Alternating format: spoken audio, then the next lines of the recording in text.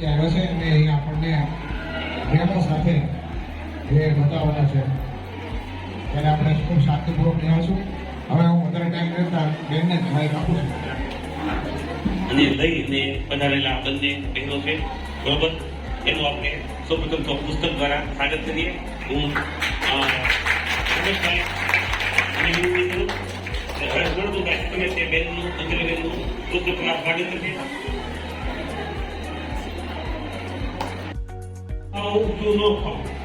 હવે જે બે બહેનો આવ્યા છે એ આપણને એ બતાવશે કે આપણે અત્યારે જે ખાઈએ છીએ એ ખાવા માટે યોગ્ય છે કે નહીં.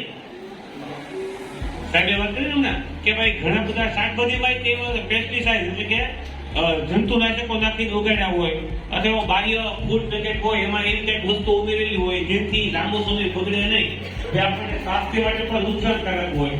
આ ઉપરાંત ભેળસેળ અમુક વસ્તુમાં થાય, બરોબર.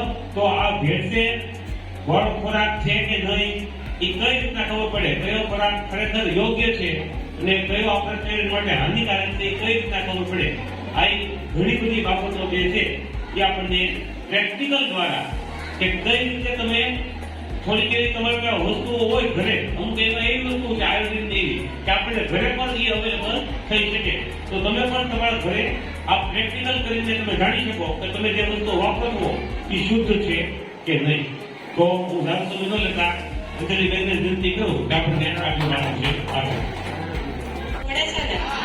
એવી રીતે આપણને એની અંદર કોઈ બી વસ્તુ ખાટી છે, મોડી છે, રંગ છે કે કઈ રીતે ખબર પડે છે જીમમાંથી.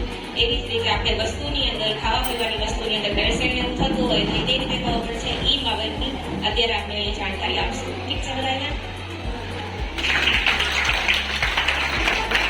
અત્યારે તો ઉનાળાની સિઝન છે, તમને ખબર જ હશે. એમાં શું હોય છે ઘઉંમાં છોકરીઓ તમને જવ ને એવું હોય છે ને તો એનું ભેળસેળ થયું કહેવાય, હા કે ના? એવી રીતે કોઈ બી દાળ હોય પછી અનાજની અંદર હોય એની અંદર આપણે જે ભેળસેળ હોય છે એ દૂર કરવાની હોય છે. પછી આપણે જે કઠોળ ને એવું હોય છે ને કઠોળની અંદર કેની ભેળસેળ હોઈ શકે?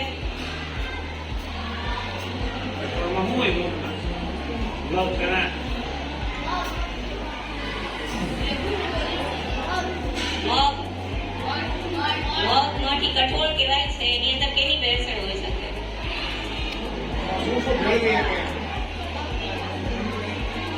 કલર હોઈ શકે? એ મતલબ બધા કન્ફ્યુઝ ફીલ વળે છે.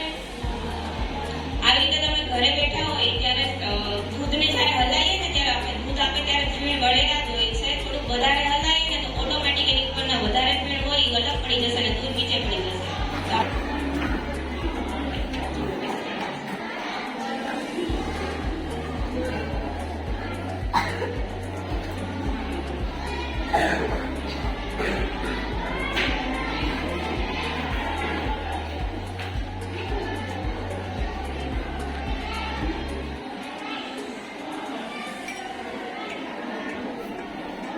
મરચાની અંદર આપણે કેનું ભેળસેળ હોઈ શકે? પાછળ વાળો કઈ ભાઈ બીજું કઈ?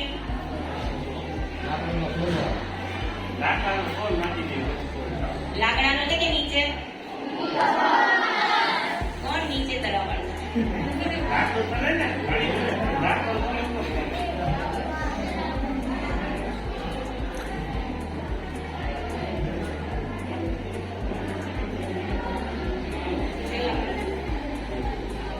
છે અને કલર હોય છે એ આખો દેખાય છે. જે કલર હોય છે એ તો લાલ કહેવાનો જ તે, કેમ કે લાલ મરચું હોય. એ સિવાયનો જો વધારાનો કલર હોય છે એ આની અંદર દેખાય છે તમને?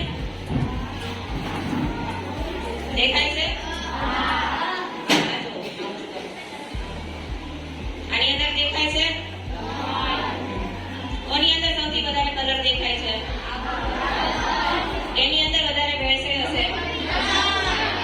ખબર પડે? ઘર બેઠા આપણે પ્રયોગ કરીએ કે લાકડાનું ભૂસું ક્યાં રહેશે? દેખાય છે ઉપર સ્તરમાં દેખાય છે ને? જે મરચાનો કલર હોય છે એ હોય જ છે. એમાં જો લાલ કલર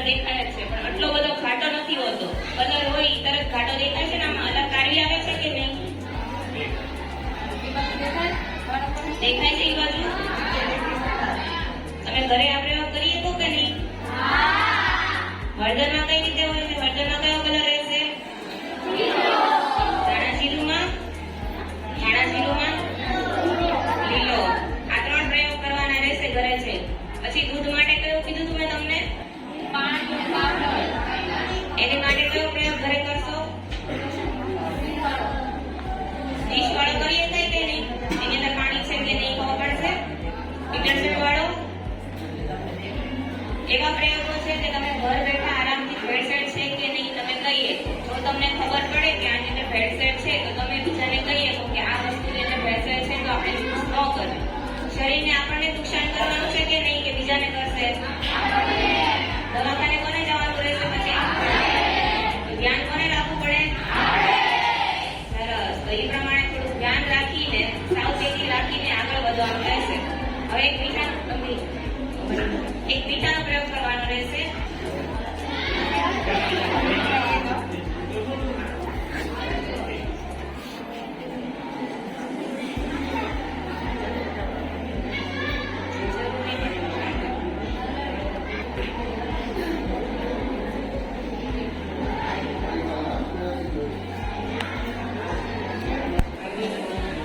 કેવી રીતે ખબર પડશે બધાને? અત્યારે તો એડવર્ટાઇઝમેન્ટ આવે છે મીઠા માટે. ટીવી તો બધા જોતા જ હશો, ફોને યુઝ કરતા હશો, તો તમને ખબર જ હશે કે મીઠાની અંદર આયોડીન છે. કઈ રીતે ખબર પડે છે? એડવર્ટાઇઝમેન્ટ યાદ છે બધાને? કેવો કલર બતાવે એની અંદર? વ્હાઈટ વાળા કઈ મીઠું કેવું હોય આપણે?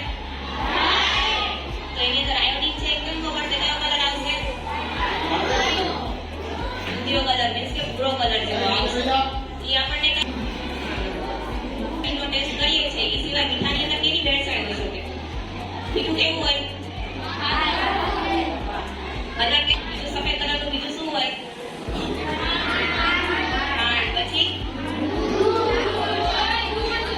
ખાંડ, દૂધ. એ આપણે ભેળસેળ મીઠાની અંદર કરીએ છીએ તો ખબર નહીં પડી જાય કે મીઠાની અંદર ભેળસેળ કરે છે? ખબર ન પડે એ રીતે. મીઠું ખાઈએ તો આપણને સાકર